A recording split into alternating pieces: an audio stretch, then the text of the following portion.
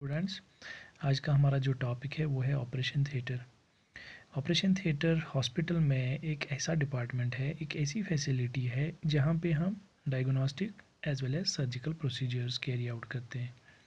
ये operation theatre एक restricted area में होना चाहिए, यानी बिल्कुल लोगों की भीड़ भाड़ से बिल्कुल दूर होना चाहिए, क्योंकि हॉस्पिटल में बहुत सारे लोग आते हैं और सभी को सर्जरी नहीं करानी होती है। इसीलिए जितने ज़्यादा लोग ओटी की तरफ आएंगे उतना ही यहाँ का जो एरिया है, यहाँ का जो एयर है वो पोल्यूट हो सकता है। इसीलिए यहाँ पे कंट्रोल्ड एनवायरनमेंट होना चाहिए फॉर एसेप्टिक एंड स्ट्राइल टेक्निक्स। इसके बाद है ओटी का साइज़। ये वेरी करता है, ओटी का साइज़ जो है ये वेरी करता है, क्योंकि हमारे पास छोटे ओटीज़ भी होते हैं और बड़े ओटीज़ भी होते हैं।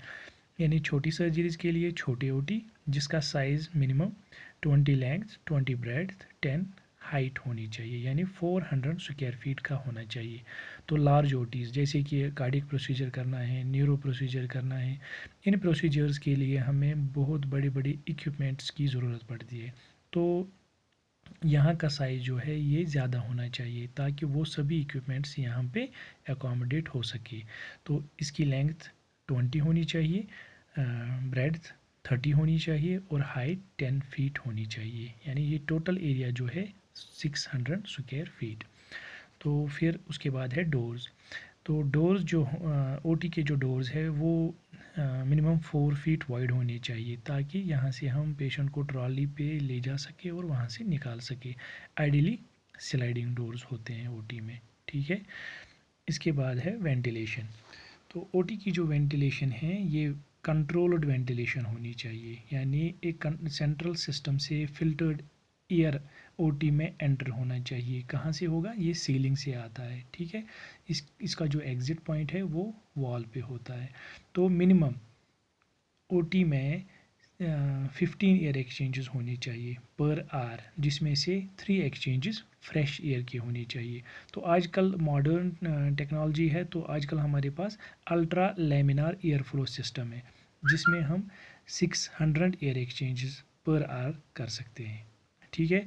फिर जहाँ पे इसकी एंट्री होती है जो कि मैंने आपको बोला सीलिंग पे होती है, वहाँ पे हम एक फ़िल्टर पेपर लगाते हैं जिसका नाम है HEPA filter, high efficiency particulate air filter. जो इस एयर को ये फ़िल्टर उस एयर को इस एंट्री पॉइंट पे ही फ़िल्टर करके ओटी में छोड़ता है। फिर इसके बाद है प्रेशर।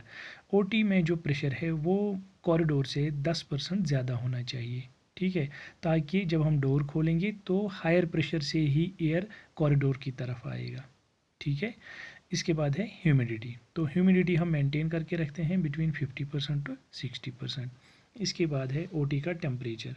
ओटी में टेम्परेचर ना ही ज़्यादा होना चाहिए ना ही कम होना चाहिए, क्योंकि ज़्यादा होगा या कम होगा तो स्टाफ के लिए भी जो वहाँ पे प्रोफेशनल्स है उनके लिए भी वो कंफर्टेबल होना चाहिए, और पेशेंट को भी ना ही हाइपोथर्मिया होना चाहिए ना ही हाइपरथर्मिया होना चाहिए।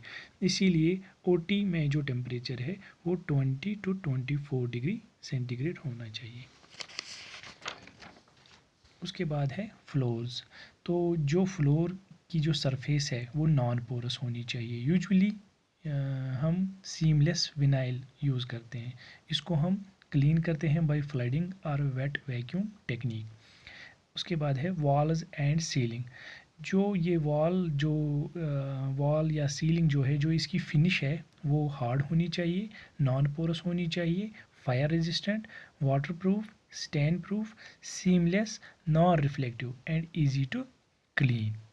तो जो ये सीलिंग है ये मिनिमम 10 फीट हाइट का होना चाहिए, ठीक है। उसके बाद है पाइप्ड इन इलेक्ट्रिकल सिस्टम। क्योंकि ओटी के अंदर हमें बहुत सारी गैसेस की ज़रूरत पड़ती है, जैसे कि ऑक्सीजन है, जैसे कि कंप्रेसड एयर है, जैसे कि नाइट्रस ऑक्साइड है। तो वो हमें एक सेंट्रल सप्लाई से आता है, किसके थ्रू? पाइप्स के थ्रू, ठीक है। और हमें ओटी में मल्टीपल इलेक्ट्रिकल आउटलेट्स होने चाहिए।